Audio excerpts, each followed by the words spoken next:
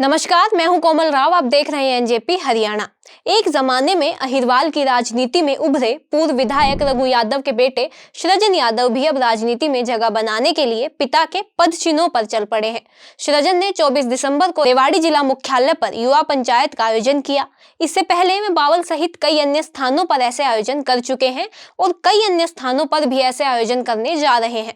सृजन ने वर्ष 2019 के विधानसभा चुनाव से पहले भारतीय जनता पार्टी का दामन थाम लिया था, लेकिन उनकी ओर से जो युवा पंचायतें आयोजित की जा रही हैं, वह किसी पार्टी के झंडे बैनर तले आयोजित नहीं हो रही हैं।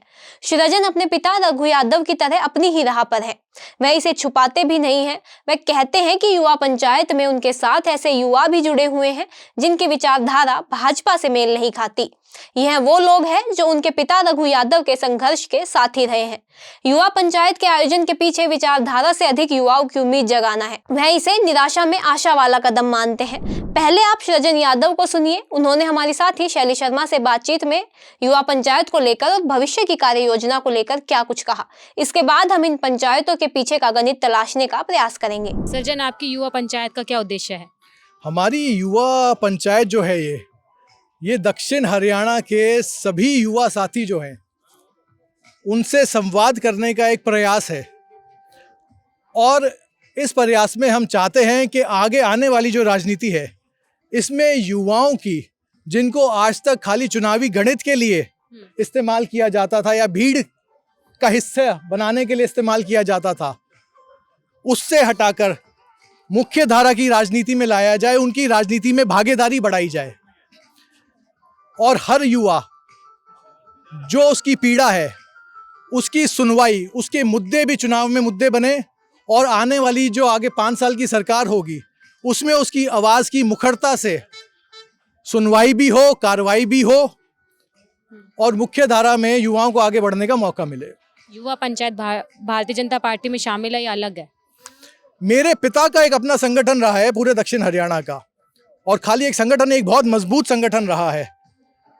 लेके गोद बलावा से डूंडा हेड़ा तक और लेके आकोदा से झाबुआ तक कोई गांव ढानी ऐसा नहीं है जहां रघु यादव के पुराने संघर्ष के साथी आज भी मौजूद ना हो। उसी कड़ी में ये जो रिश्ता पीढ़ियों से चला आ रहा है, इस रिश्ते को आगे बढ़ाने में एक ये प्रयास है।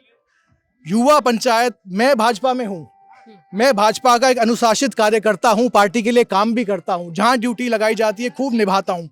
पर मेरे ऐसे बहुत से साथी हैं जो जिस पार्टी में मेरी आस्था है उनकी शायद उस पार्टी में आस्था नहीं है। कोई किसी और पार्टी से जुड़ा है, कोई दूसरी से, कोई तीसरी से जुड़ा है।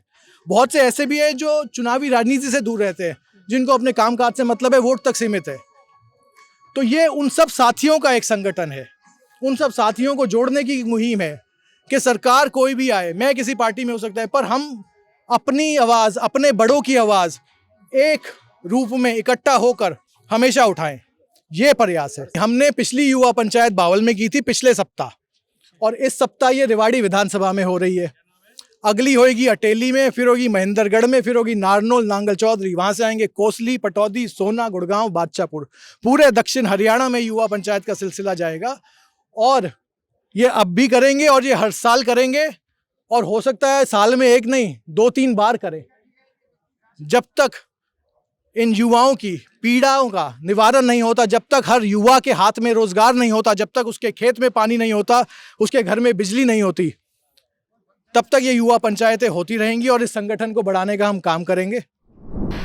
आप सृजन यादव को सुनकर ये अंदाजा तो लगा चुके होंगे कि वह अपनी दुकान में जितना सामान है उससे आगे की सोच रहे हैं। ऐसा इसलिए क्योंकि वह रघु यादव के बेटे हैं, केंद्रीय मंत्री भूपेंद्र यादव के भतीजे हैं। जब भूपेंद्र यादव ने केंद्रीय मंत्री बनने के बाद अहिरवाल क्षेत्र से अपनी अभिनंदन यात्रा निकाली थी, तब सृजन ने अपने चाचा का सार्वजनिक अभिनंदन भी किया था। सृजन नहीं चाहते कि उन्हें बिना अपनी पैठ बनाए केवल अपने चाचा भूपेंद्र यादव के कंधों के सहारे ही राजनीति करनी पड़े। वे अपना कद इतना बड़ा जरूर करना चाहते हैं जिससे उनकी खुद की स्वीकार्यता पार्टी में बढ़े। सृजन युवा है, महत्वाकांक्षी है, उनके लिए हमारी शुभकामनाएं। बस बिन मांगी एक नेक सलाह भी, यह राजनीति का मैदान है। अपवादों को छोड़कर या मांगकर नहीं, छीन कर लिया जाता है, और छीनने की स्थिति तब बनती है जब जनता का साथ हो। जिसकी दुकान में सामान होगा उसके पास चाचा ही नहीं पार्टी भी चलकर आ जाएगी, दूसरे दल भी आ जाएंगे। ऐसी स्थिति कब बन पाएगी, इसका जवाब समय देगा। सृजन के संघर्ष से इसका जवाब निकल कर आएगा। कोई आपको एक बार विधायक जरूर बना सकता है लेकिन नेता नहीं। रघु भले ही एक बार विधायक बन पाए हो लेकिन वह बिना विधायक भी नेता बन चुके थे। सृजन अभी रघु यादव की उस राजनीतिक जमीन में बीज डाल रहे हैं जो समय के थपेड़ों के साथ लगभग बंजर हो चुकी है। अगर सिंचाई सही से हो जाए तो लंबे समय तक बंजर जमीन में फसल सामान्य से अच्छी लहला सकती है, लेकिन पानी के अभाव में बंजर जमीन में डाले गए बीज उगते नहीं है। सृजन राजनीति के मैदान में पिता में चाचा की छाया के साथ खुद के संघर्ष से कितना सृजित अर्जित कर पाएंगे, इसका जवाब समय देगा। आज के लिए बस इतना ही। इसी के साथ अगर आपको हमारी वीडियोस अच्छी लगती हैं तो लाइक करें, शेयर करें और कमेंट करें। हमारे चैनल को सब्सक्राइब करें। धन्यवाद।